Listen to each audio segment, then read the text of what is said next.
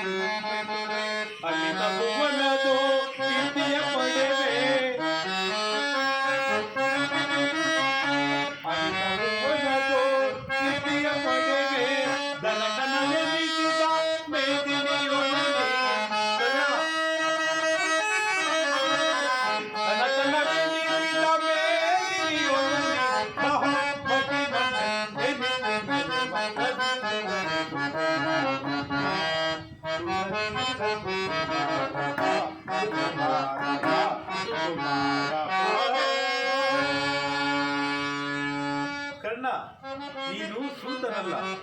ಶ್ರೇಷ್ಠವಾದ ಚಂದ್ರವಂಶವೇ ನಿನ್ನ ವಂಶ. ಕುಂತಿದೇವಿಯೇ ನಿನ್ನ ತಾಯಿ. ಲೋಕೈಕ ವೀರರಾದ ಪಾಂಡವರು ನಿನ್ನ ಸಹೋದರರು. ಕರ್ಣ, ಪರಮಾತ್ಮ ಪರಮಾತ್ಮ ನಾವು ಹೇಳುತ್ತಿರುವುದು ಆಶ್ಚರ್ಯಕರವಾಗಿದೆಯಲ್ಲ. ಓ, ಮರೆತಿದ್ದೆ, ಇದು ಯುದ್ಧ ಕಾಲ. ನೀನು ಪಾಂಡವರ ಪಕ್ಷಪಾತಿ. ಅವರ ತಲೆ ಕಾಯಲು ಈ ರೀತಿ ನನ್ನನ್ನು ವಂಚಿಸುತ್ತಿರುವೆಯಾ? ಕರ್ಣ, ರಾಜಾದಿರಾಜನೆನಿಸಿ ದಿವ್ಯ ಸಿಂಹಾಸನದ ಮೇಲೆ ಕುಳಿತು ರಾಜ್ಯಭಾರ ಮಾಡಬೇಕಾದ ನೀನು ಈ ರೀತಿ ಪರರ ಸೇವೆಯಲ್ಲಿ ಕೈಕಟ್ಟಿಕೊಂಡು ಕುಳಿತಿರುವೆಯಲ್ಲ. ಇದು ನಿನ್ನ ಧರ್ಮವೇ? ಇದು ನಿನ್ನ ಧರ್ಮವೇ?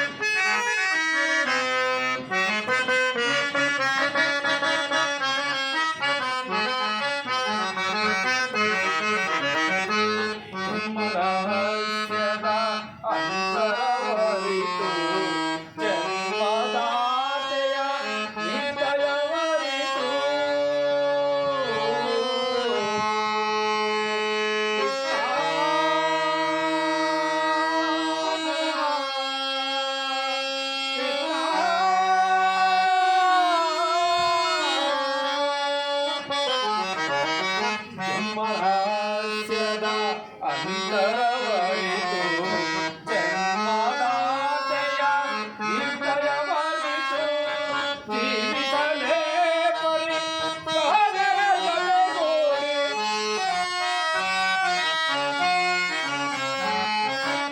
ಜೀವಿಸಲೇ ಪರಿ ಸಹಜರ ಜಗಗೂಡಿ ಪಾತಕಿ ಜೀವನ ಸಂಕಟ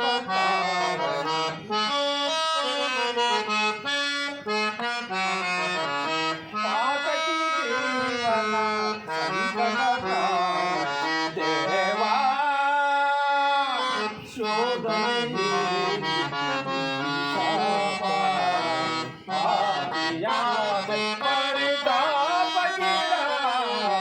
ದೇವಾ ಶೋಧನೆ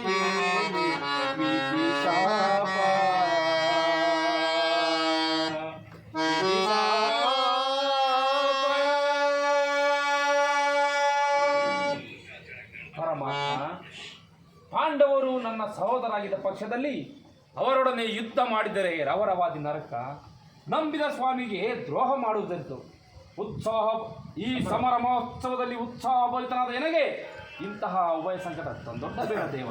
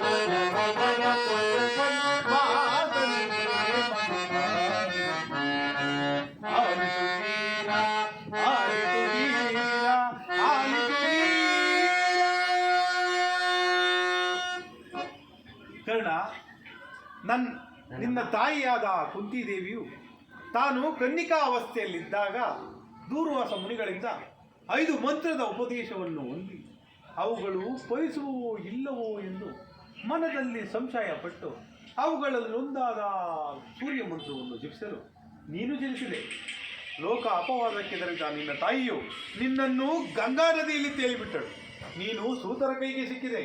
ಸೂತರು ನಿನ್ನನ್ನು ಅತ್ಯಂತ ಪ್ರಿಯವಾಗಿ ಸಾಕಿಸಲಿದೆ. ಈಗಲೂ ನನ್ನ ಜೊತೆಯಲ್ಲಿ ಬಾ. ಪಾಂಡವರನ್ನು ಕೌರವರನ್ನು ನಿನ್ನ ಪಾದದ ಮೇಲೆ ಬಿಡುವುದನ್ನು ಅವರಿಂದಲೂ ಸಾಮಂತ ರಾಜರಿಂದಲೂ ಓಲೈಸಿಕೊಂಡು ದಿವ್ಯ ಸಿಂಹಾಸನದ ಮೇಲೆ ಕುಳಿತು ರಾಜ್ಯಭಾರ ಮಾಡುವಂತೆ. ಪರಮಾತ್ಮ, ಪಾಂಡವರು ನನ್ನ ಸಹೋದರಾಗಿದ್ದ ಪಕ್ಷದಲ್ಲಿ ಆ ಭೀಮಾರ್ಜುನರು ನನ್ನನ್ನು ನೋಡಿದಾಗಲೆಲ್ಲ ಸೂತ ನೀಚ ಹೀನ ಕುಲದವನೆಂದು ಹೀಳಿಸುತ್ತಿರುವರಲ್ಲ, ನಾನಿಂತವನೆಂಬ ವಿಚಾರ ಅವರಿಗೆ ತಿಳಿಯದೆ ತಿಳಿಯದು ಕರ್ಣ. ನಿನ್ನ ವಿಚಾರವು ನಿನ್ನ ತಾಯಿಯಾದ ಕುಂತಿದೇವಿಗೂ ನಿನ್ನ ಸಹೋದರರಾದ ಪಾಂಡವರಿಗೂ ತಿಳಿಯದು ಕರ್ಣ.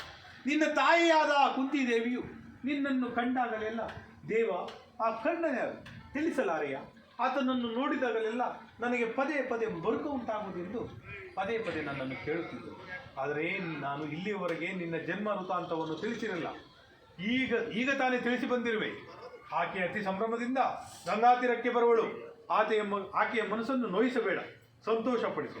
ನಾನಿನ್ನು ಬರಲೇ ಕರ್ಣ. ಆಗಬಹುದು ದೇವ.